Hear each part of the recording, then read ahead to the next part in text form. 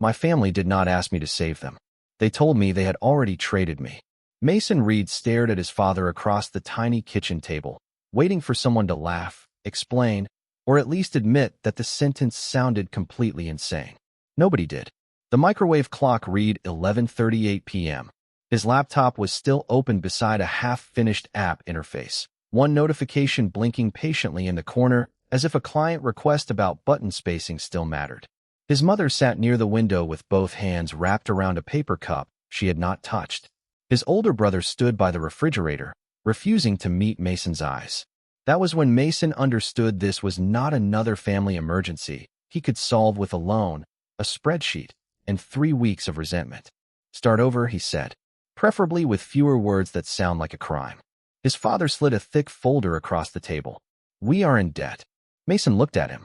You have been in debt since I learned what interest rates were. This is different. That sentence has never improved anything. His father exhaled. The debt was transferred to a company connected to the Moretti family. Mason's expression changed. Everyone in Chicago knew the name Moretti, even if people disagreed about how much of the reputation was business and how much was rumor. Their companies owned restaurants, warehouses, construction firms, and enough real estate to make city maps feel slightly personal. At the center of the family was Julian Moretti, the 30-year-old heir people called the prince when they thought nobody important was listening. Mason opened the folder. Numbers, company names, legal language, then his own name. He read that line twice. Why am I in this? Silence. Mason looked up. No, seriously, why is my name in your debt agreement? His mother finally spoke. They offered a settlement. Who is they? The company. And what exactly did you offer back? His brother looked away. Mason felt something cold settle in his stomach. Tell me. His father rubbed a hand across his face. You would go with them while the debt is resolved. Mason blinked once. Go with them where? To the Moretti estate. For what? Nobody answered. Mason laughed quietly, but there was no humor in it. Amazing. 3 adults in one room, and suddenly nobody speaks English. His mother stood. Mason, they said you would be safe. That is not remotely the point. We did not know what else to do. Mason looked at all 3 of them. You could have tried not volunteering your son as collateral. A dark sedan waited beneath the streetlight outside. Mason had noticed it when his parents arrived and assumed it belonged to a neighbor. Now 2 men in dark coats stood beside it, patient and motionless. 3 soft knocks sounded at the apartment door. His father stared at the table. His brother stared at the floor. Mason almost admired how efficiently everyone had decided this was no longer their problem. He walked to the door and opened it. The taller man gave a polite nod. Mason Reed. Unfortunately, we are here on behalf of Mr. Moretti. Mason folded his arms. And if I say no? The man answered immediately. Then you stay. Mason paused. That was not what he expected. No threats. No dramatic speech about family obligations. No. Mason glanced back at the folder. If he stayed, he would still know nothing. If he went, he could look Julian Moretti in the eye and demand to know why his name had been attached to this nightmare. Mason grabbed his jacket and laptop bag. His mother whispered, Mason.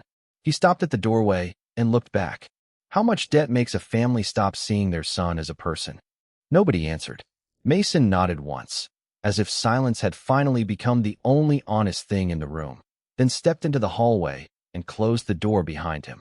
Mason spent the first 10 minutes of the drive staring out the window and pretending this was simply an inconvenient rideshare with unusually formal customer service. The 2 men in front remained quiet. The sedan moved smoothly through the late-night Chicago streets, and nobody tried to take his phone, his laptop bag, or the folder resting across his knees. That last detail bothered him more than it should have.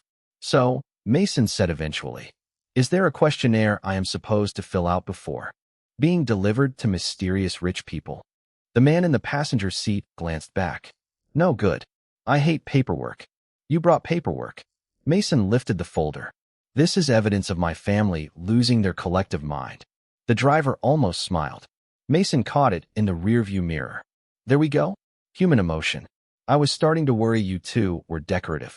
Neither man answered. The city thinned around them over the next 40 minutes. Apartment buildings gave way to wider roads, larger homes, and eventually long stretches of darkness broken by private driveways and security lights. Mason checked the map on his phone. They were moving north of the city. "How far does Mr. Moretti live from normal civilization?" he asked. "Not far." That is what people who live behind gates always say. A few minutes later, the sedan slowed in front of iron gates set into a low stone wall. Mason leaned toward the window as they opened. Beyond them stretched a long driveway bordered by bare trees and carefully placed ground lights. At the end stood a sprawling stone house with tall windows glowing warm against the dark. Mason looked at the passenger seat. You could have just said extremely far from affordable rent. The sedan stopped beneath a covered entrance. Mason stepped out, pulled his jacket closer, and looked up at the estate. It was elegant without being flashy, which somehow made it more intimidating. No statues, no dramatic fountains, just money with excellent posture. Inside, polished wood floors reflected soft amber light. A clock ticked somewhere down the hallway. No crowd waited to inspect him. No one whispered his name. One of the men simply led him through a quiet corridor and stopped outside a library. "Mr. Moretti is inside." Mason adjusted the strap of his laptop bag. "Fantastic. I have several questions and at least 3 complaints." The door opened. Julian Moretti stood beside a long dark wood desk covered in folders, financial reports, and a laptop. He was taller than Mason expected, broad-shouldered, dressed in a charcoal shirt with the sleeves buttoned neatly at the wrists. His black hair was combed back, his expression calm, almost tired. He did not look like a man waiting to receive a human payment. He looked like someone whose accountant had ruined his evening. Julian glanced at Mason, then at the escort. "Thank you. Leave us." The door closed behind Mason. He immediately checked the handle with his eyes. No lock clicked. Julian noticed. "You can leave whenever you want." Mason folded his arms. "That is an interesting opening statement considering how I got here." "How exactly did you get here?" "My family handed me a folder, said they owed your people money, and explained that apparently I am part of the settlement." Julian's expression changed. "Not much. Enough. They said that. If I am payment, tell me what you think you bought." Silence. Julian walked around the desk and held out one hand toward the folder. "May I?" Mason hesitated, then gave it to him. Julian read the first page, then the second. His jaw tightened slightly. He turned to the final page. Mason watched his eyes stop on the signature. "What?" Mason asked. Julian placed the folder flat on the desk and turned it around. "This agreement uses my name. I noticed, but I did not sign it." Mason stared at him. "What do you mean?" Julian pointed to the signature line. "That is not mine." Mason looked down at the unfamiliar handwriting, then back at Julian. "So you did not ask for me?" "No, you did not agree to take me as payment." "No." Mason let out a slow breath. "Then why am I standing in your library after midnight?" Julian closed the folder carefully. "That is exactly what I intend to find out." Mason looked at Julian for several seconds, waiting for the situation to become simpler. It did not. "So your name is on the agreement. The signature is fake. My family thought they were handing me over to you, and somehow nobody involved thought this was worth mentioning before midnight." Julian remained calm. "That appears to be the situation." Mason rubbed a hand over his face. "I would like to unsubscribe." Julian almost smiled, but Mason was already reaching for the folder.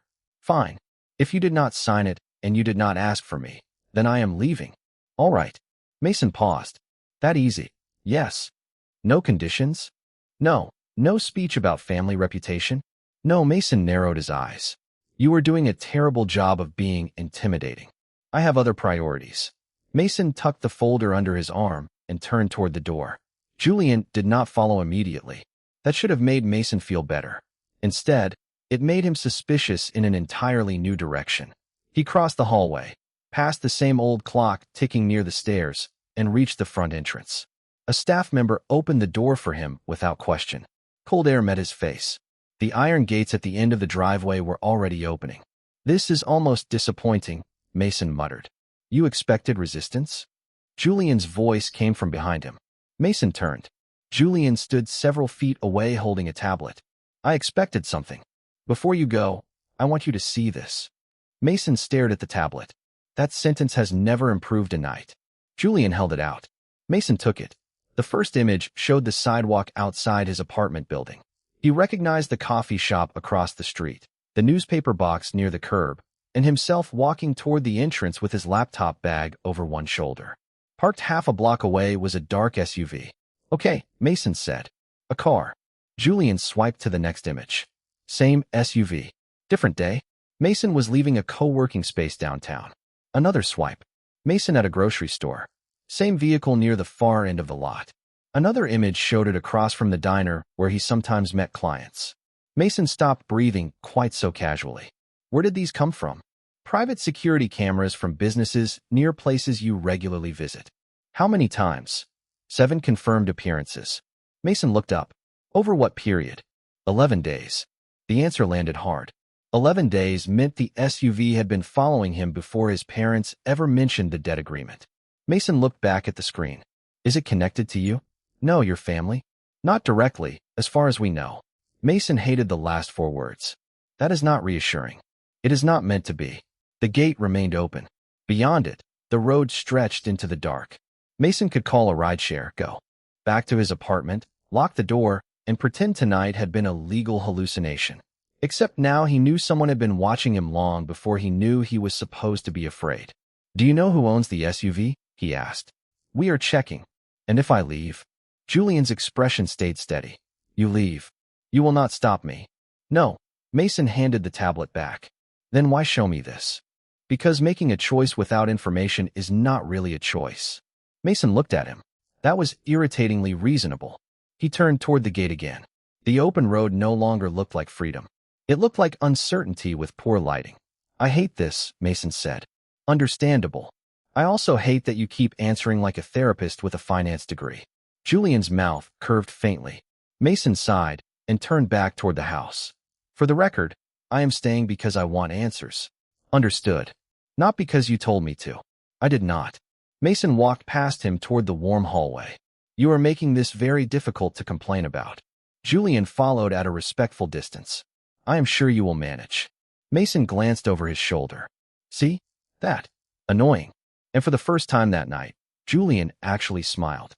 By 9 the next morning, Mason had discovered that the Moretti estate had excellent coffee, terrible cell reception near the east staircase, and enough guest rooms to support a minor convention. He stood in the middle of the room Julian had assigned him, staring at a neatly folded stack of clothes, a charging cable for his laptop, and a handwritten card with the Wi-Fi password. 5-star crisis, Mason muttered. Excellent amenities. Deeply confusing management. Nobody had locked his door.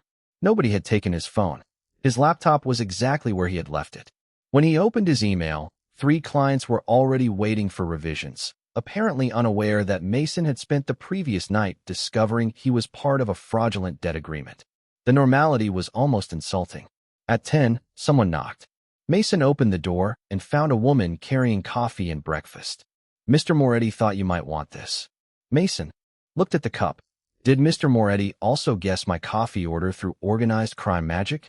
The woman smiled. Cream, no sugar. Mason paused. That is unfortunately correct. After breakfast, he found Julian in the library reviewing documents with 2 attorneys on a video call. Julian ended the call when Mason entered. Sleep, he asked. Technically. Mason set his laptop on the table. Your mattresses are suspiciously comfortable. I will apologize to the manufacturer. Mason sat down. You said you wanted to identify the SUV. We are working on it. And until then, Julian folded his hands. I have 3 requests. Mason groaned. Here come the house rules. Do not leave the property alone until we know who has been following you. Do not discuss the agreement with anyone outside this house unless we verify who they are. If you need to go somewhere, tell me so I can arrange a safe way to get there. Mason stared at him. That is disappointingly reasonable. I can make them sound more dramatic. Please do not. Julian nodded toward Mason's laptop. You can work normally. Use any room you want. Freedom would be even better.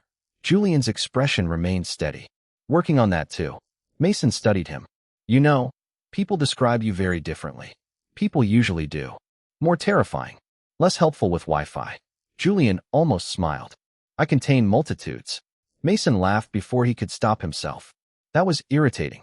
Later, while Mason worked at the long library table, Julian disappeared into meetings and phone calls. Around 1, a plate of sandwiches appeared beside Mason's laptop. Mason looked toward the doorway. Julian stood there reading something on his phone. Did you send this? Mason asked. You skipped breakfast yesterday and barely ate last night. Mason raised an eyebrow.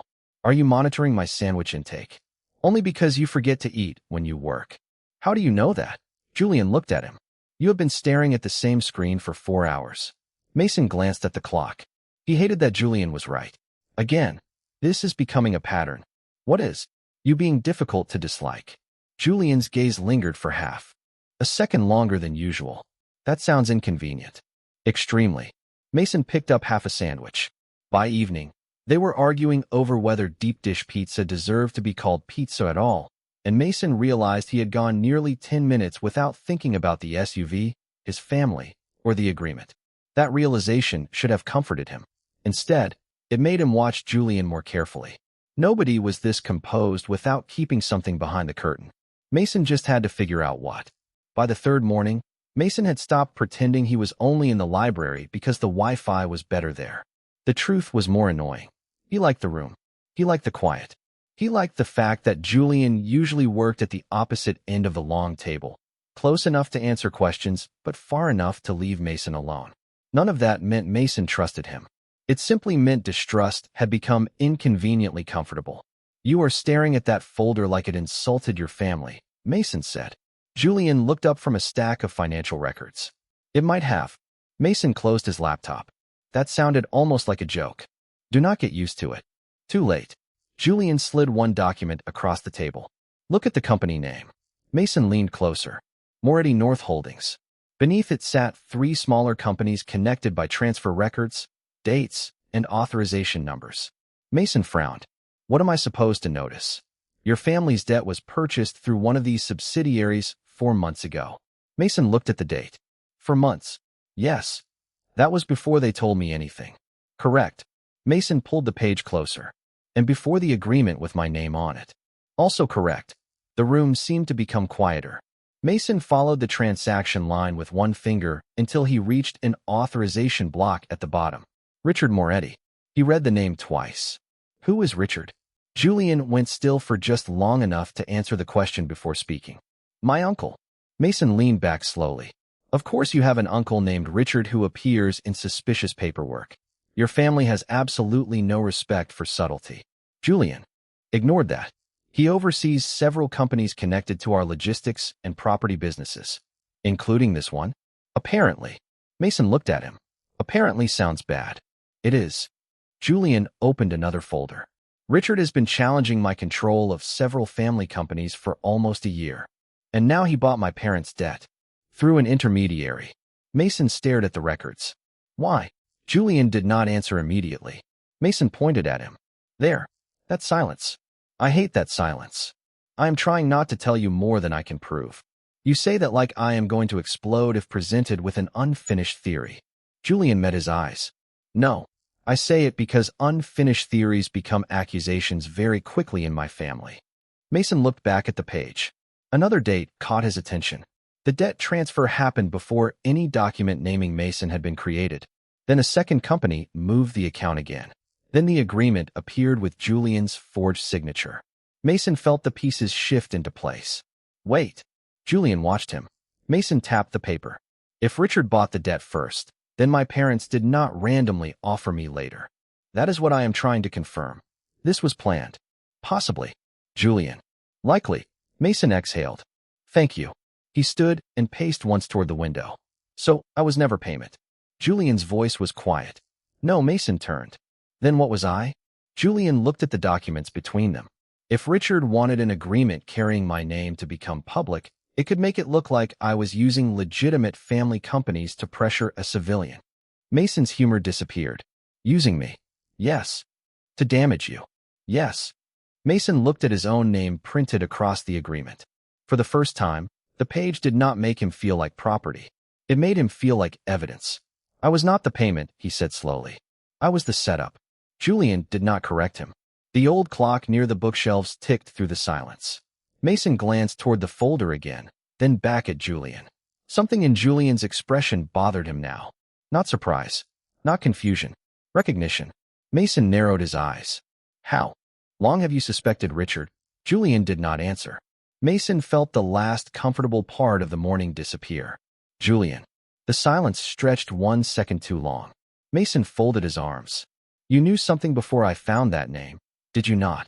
Julian did not answer immediately, and Mason knew before a single word was spoken that he was going to hate the answer. How long? Mason asked. Julian remained beside the table, one hand resting against the edge of the folder. Since the first night. Mason stared at him. The first night. I suspected Richard when I saw which company held your family's debt. You suspected your uncle before I even decided to stay here. Yes. Mason laughed once, but there was nothing amused about it. That is impressive. You somehow turned honesty into a limited release feature. Julian's expression tightened. I did not have proof. You had enough information to investigate him. Yes. Enough information to tell me somebody might have deliberately put my name into a fake agreement. Yes. Mason pushed his chair back and stood. The movement gave him somewhere to put the frustration building in his chest. He walked toward the windows, then turned around. Do you understand what my family already did to me? I think I do. No, I do not think you do. Mason folded his arms. They decided what I needed to know. They decided what I was allowed to choose. They made a deal with my life and then explained it after everything was already arranged. Julian stayed silent. Mason pointed toward the documents. And you looked at all of this, suspected Richard, and decided I did not need the whole truth yet. I believed giving you an accusation I could not prove would make the situation more dangerous. That was not your decision to make. No, the answer came so quickly Mason almost lost his next sentence. Excuse me. Julian looked directly at him. You are right. Mason blinked. I had an entire argument prepared. You can still use it. Do not be reasonable while I am angry. It is incredibly rude. Julian almost smiled, then seemed to think better of it. I thought I was protecting you. Mason shook his head. My family already used that excuse. I know. Then listen carefully. Protection does not mean deciding how much truth another adult can handle. Julian lowered his gaze for a moment. When he looked back up, the control was still there, but the certainty was not. I should have told you what I suspected. Yes. I should have explained the risk and allowed you to decide whether staying here was worth it. Yes. I am sorry. Mason had expected excuses. Maybe a speech about responsibility. Maybe some Moretti family version of trust me, I know what I am doing. The apology was much harder to fight. You apologize very efficiently, Mason muttered. Would you prefer a longer version? No. I would probably charge by the minute. The tension eased by a fraction, but Mason was not finished. Why are you personally doing all of this anyway? Julian's brow shifted. What do you mean? You have attorneys, security, employees, enough folders to frighten an office supply store. You could have put me somewhere safe and handed the problem to somebody else. Julian looked at the table. At first, I felt responsible because someone used my name. Mason caught the wording immediately. At first. Julian exhaled slowly. Then you stayed. Mason's heartbeat did something inconvenient. Because somebody was following me. That was the reason you stayed in the house. Julian paused. It was not the reason I kept checking whether you were all right. Mason suddenly found the bookshelves fascinating. That sounds dangerously personal. It might be. Silence settled between them, quieter than the argument had been. Mason turned back. So what happens now? Julian closed the folder. Now I correct the mistake I made. How? Tomorrow morning, you leave if you want to. Mason frowned. You already said I could leave. This time I am giving you somewhere safe to go. Julian continued before Mason could interrupt. A furnished apartment downtown. No public connection to the Moretti family. A new phone. Transportation if you want it. Security only if you request it. Mason studied him. And if I take the keys and never come back? Julian's expression remained calm, but something behind it softened. Then you never come back. No conditions? None. Mason looked toward the open library doors. You are serious. Completely. Julian's voice lowered. You were right, Mason. I kept telling myself I was protecting you. Protection without choice becomes control. For once, Mason had no joke ready. Julian stepped aside, leaving the path to the door completely clear. Tomorrow, he said, I stopped choosing for you. The next morning arrived quietly, which Mason found suspicious. No dramatic announcement. No family meeting. No mysterious convoy waiting outside. Just pale sunlight across the guest room floor and a soft knock at 8:15. Mason opened the door and found Julian standing in the hallway with a small envelope, a phone, and a set of keys. "You look alarmingly prepared," Mason said. "I said I would be." Julian handed him the phone first. "New number. Only the people you approve will have it." Then the keys. "The apartment is downtown near the river. Furnished. Secure building. No public connection to my family." Mason looked down at the keys resting in his palm. They were ordinary. Silver.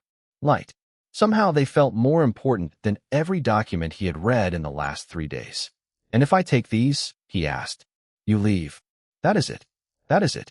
No check-ins every hour? No. No driver stationed outside pretending not to be security? Only if you ask." Mason looked at him. "You really thought this through." Julian's expression remained calm. "I should have thought it through sooner." That answer followed Mason all the way downstairs. The estate felt different in the morning. Less like a fortress, more like a very expensive house where nobody had slept enough. At the front entrance, the iron gates were already open. Completely open. Mason stopped a few feet from the door. Julian stayed behind him instead of walking beside him. The distance was deliberate. Mason noticed. "You are not coming with me?" "No. You are not even going to dramatically watch from the driveway." "I can if that improves the experience." Mason laughed despite himself. "Do not ruin this with humor. That is my job." Julian's mouth curved faintly. Mason slipped the keys into his pocket. "What about Richard?" "We continue investigating." "And the SUV?" "We have more information, but nothing confirmed enough to change what I promised you." Mason turned. "So you are actually letting me walk out while there are still unanswered questions?" Julian met his eyes. "They are your unanswered questions too. You decide what risk you are willing to take." Mason felt the words settle somewhere deeper than he expected. That was what he had wanted. Information. Choice. No one moving him around like a piece on somebody else's board. He should have felt nothing but relief.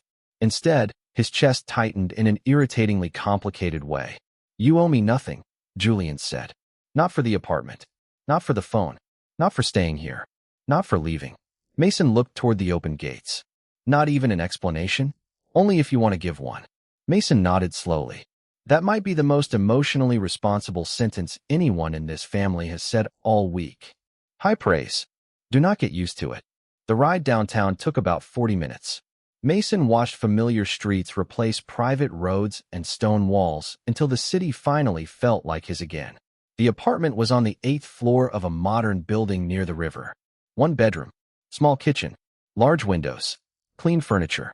No old clocks. No security men. No Julian. Mason set his bag on the couch and stood in the middle of the living room. "Freedom," he announced. The refrigerator hummed back.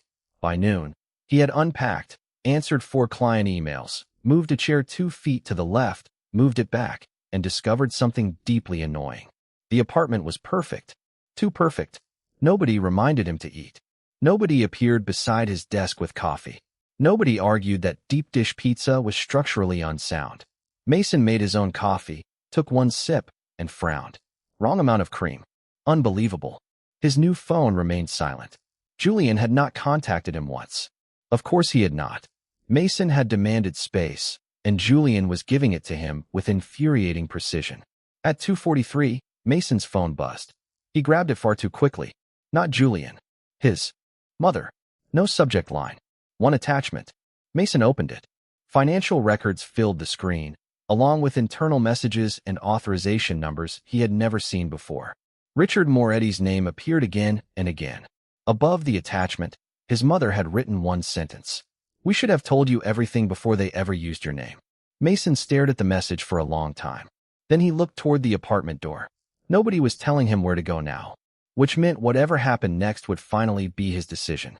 Mason read his mother's message twice, then opened the attachment again because apparently betrayal became more professional when organized into spreadsheets. The records showed transfer dates, internal approvals, company numbers, and a chain of messages connecting Richard Moretti directly to the purchase of his family's debt. 1 email had been sent weeks before Mason's parents ever mentioned an agreement. Another referenced Julian's name, as if using it had already been decided. Mason leaned back on the couch and stared at the ceiling. "Fantastic," he muttered. "My family crisis has documentation. You should have forwarded everything to Julian." That was the practical solution. Attach files. Write one sentence. Avoid unnecessary emotional complications. Mason opened a new message. I found more evidence. He stared at it, then deleted the sentence. He tried again. Your uncle appears to have confused fraud with project management. Deleted. Mason locked the phone and dropped it beside him. This is ridiculous. The apartment offered no disagreement. It was quiet. Too quiet. The kind of quiet Mason had spent 3 days insisting he wanted. He made another coffee and got the cream wrong again. He opened his laptop but spent 10 minutes staring at the same design screen without moving a single element. At 3:15, he gave up pretending. He saved the files, put on his jacket, grabbed the envelope containing the printed records his mother had sent to the building's front desk, and headed downstairs. The ride back to the Moretti estate took just under 40 minutes. Mason spent the first 15 convincing himself he was only returning because the evidence was important. The next 10 were spent admitting he could have emailed it. The remaining time was mostly silence. The iron gates opened after the driver gave Mason's name. Mason looked through the window at the long driveway and felt an unexpected sense of recognition. Not relief exactly. Something quieter. That annoyed him more. A staff member opened the front door before Mason reached it. Mr. Moretti is in the library. Naturally, Mason said. I am beginning to suspect he was born there. The library doors were open. Julian stood behind the desk reviewing a document. Charcoal shirt sleeves rolled neatly to his forearms, expression focused. He looked up. Surprise broke through his usual composure. Mason, hi. Julian set the document down immediately. Is something wrong with the apartment? No. It is perfect. Then what happened? Mason held up the envelope. My mother finally discovered honesty and email attachments. Julian came around the desk, but stopped several feet away. Mason handed him the records. Julian read quickly, then slowed at the messages linking Richard to the original debt transfer. This is significant, he said. Richard authorized the acquisition before your parents were approached about you. Mason nodded. Which means the whole thing was planned. Yes. Can your attorneys use it? Absolutely. Julian closed the folder. I will make copies. You should keep the originals. Fine. I can have a car take you back whenever you are ready. Mason stared at him. Julian noticed. What? You really think I drove 40 minutes because electronic mail was beyond my technical abilities? Julian went still. I did not want to assume why you came. Of course he did not. Mason had spent days demanding that Julian stop deciding what Mason meant, wanted, or needed. Now Julian was actually doing it. Giving him space. Waiting. Somehow that made hiding behind sarcasm harder. Mason looked toward the open doors behind him. Nothing blocked them. Nothing ever would again. I came because of the evidence, Mason said. But not only because of the evidence. Julian's expression softened slightly. Mason took a breath. I hated being here when I thought everyone else was deciding what happened to me. I know. Then you opened the gate. Julian stayed silent. You gave me a place that was mine. You stopped calling protection an excuse to control what I knew. You actually listened. Mason looked down at the envelope, then back at him. And apparently that created a new problem. What problem? Mason gave him a tired smile. I missed you. Julian did not move. For once, the great Julian Moretti seemed to have absolutely nothing prepared. Mason almost enjoyed it. Do not look so shocked, he said. It damages the mysterious reputation. Julian's mouth curved slowly. I am trying to process. Take your time. I had an entire afternoon. Julian looked at him carefully. What do you want now? There it was. Not what should happen. Not what was safest. What do you want? Mason felt something inside him settle. I am keeping the apartment. Good. I am keeping my own life. Of course. Mason stepped a little closer. But I want to help finish this. And when it is finished, I want to see what happens if neither of us is making decisions for the other. Julian's eyes held his.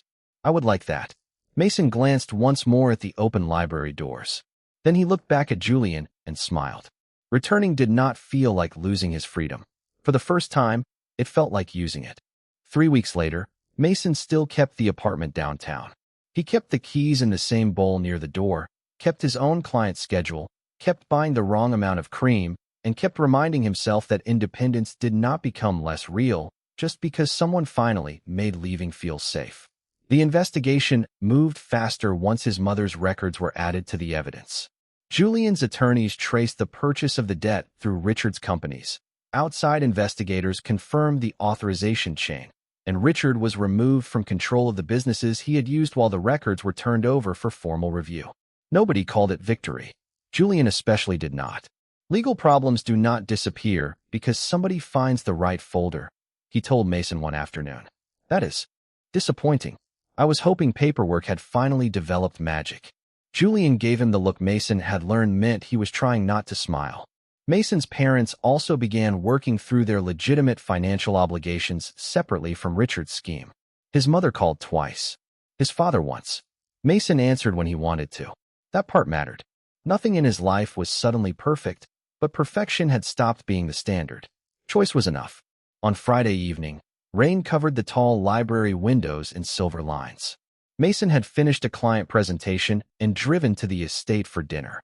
There were no legal folders on the table tonight, no contracts, no authorization records, no reason he technically needed to be there. Just 2 coffee cups and Julian standing near the window in a charcoal shirt, watching the rain. You are quiet, Mason said. You complain when I talk too much. I have never said those words in my life. You implied them. Mason sat on the edge of the reading table. His apartment keys rested beside his phone where Julian could see them. Mason had started doing that without realizing it. A small reminder. To himself, maybe more than anyone. Julian glanced at the keys, then back at him. Are you going home tonight? Mason smiled faintly. That depends. On what? Whether you are asking because you want to know, or because you think I should stay. Julian considered that. Because I want to know. Better answer. The rain tapped softly against the glass. Mason looked toward the open library doors. They had become almost ridiculous in their symbolism. Open the first night. Open when he discovered the truth. Open when Julian apologized. Open when Mason returned. Julian had never closed them. My family brought me here because they thought my choices belonged to them, Mason said. Julian's expression changed. I know. And for a while, you made a different version of the same mistake. I know that too. Mason nodded. You thought protecting me meant keeping information from me. I was wrong. Yes, you were. Julian accepted that without flinching. That was one of the things Mason had come to trust most. Julian did. Not turn apologies into arguments. Mason looked down at his coffee. But then you gave me keys. Julian remained silent. You gave me a phone, an apartment, a way out. You stopped asking what would keep me close and started asking what I wanted. Mason stood. You opened the gate. Julian watched him carefully. Mason, do not interrupt. I have practiced this in my head, and the version where you interrupt is much worse. Julian's mouth curved slightly. Mason walked closer, stopping with comfortable space between them. You did not make me stay. His voice softened. You made it possible for me to leave. Julian's eyes held his. And that matters because... Mason reached out first and took Julian's hand. Nothing dramatic. No audience. No contract. Just warmth, steady fingers, and Julian giving him every second he needed. Mason smiled. Because once I knew I could leave, I finally knew why I kept coming back. Julian looked almost uncertain, which Mason found deeply satisfying. Why? Mason squeezed his hand once. You. The answer sat quietly between them. Julian smiled then, small and real. That is a very dangerous thing to say to someone with an excellent memory. Do not make me regret it. I will try. A driver appeared briefly at the library doorway. Mr. Reed, would you like the car brought around? Mason looked at the open doors, his apartment keys, then Julian. Freedom was still there. Nothing had disappeared. Nothing had been traded away. Mason smiled. Tonight? No. Julian did not tighten his hand. He simply waited. Mason stepped a little closer. Tonight, I am staying.